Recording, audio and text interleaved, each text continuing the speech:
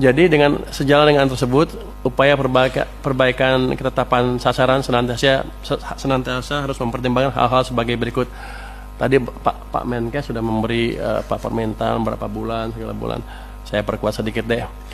Pertama, perubahan data PBI JKN pada prinsipnya merupakan upaya untuk meningkatkan kualitas dan tata kelola program JKN agar lebih tepat sasaran, melindungi masyarakat miskin dan tidak mampu. Itu. Jadi pemutahirannya jangan bikin keributan. Yang kedua, penonaktifan peserta PBIJK dapat dipertimbangkan untuk tidak langsung berlaku, namun diberikan jangka waktu 2-3 bulan, tadi Pak Menkes 2 bulan, 2-3 bulan yang disertai dengan sosialisasi kepada masyarakat. Jadi begitu mereka masuk list, tidak masuk lagi ke daftar PBI, langsung trigger sosialisasi ke mereka bahwa mereka tidak masuk lagi ke list itu, sehingga mereka bisa melakukan tindakan yang diperlukan, entah membayar dengan tempat lain atau gimana. Tapi jangan sampai yang udah sakit tiba-tiba begitu mau cek cuci darah lagi, tiba-tiba nggak eligible, nggak berhak.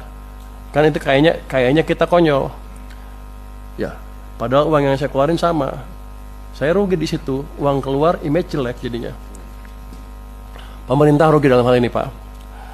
Kemudian masukan dari kami adalah penentuan jumlah PBI dilakukan dengan hati-hati dan terukur, dengan mengedepankan ketepatan sasaran, kemudahan akses layanan, dan menjaga keberlanjutan program JKN. Tadi kan kalau ditanya ada nggak ruang untuk ngisi orang-orang tadi yang nggak masuk, kan ada. Kan masih 96 juta sekian kan, harganya 98. Harusnya kalau prosedurnya clear, nggak ada masalah itu. Jadi masalahnya adalah masalah operasional, masalah manajemen, dan masalah sosialisasi yang harus bisa dibereskan secepatnya. Kalau itu membuat uang yang saya keluarkan untuk Anda lebih kecil, saya mendukung. Ribut dikit nggak apa-apa. Tapi ini kan sama, uang yang saya keluarkan sama, ribut lagi. Saya rugi banyak, Pak. Ke depan tolong dibetulin.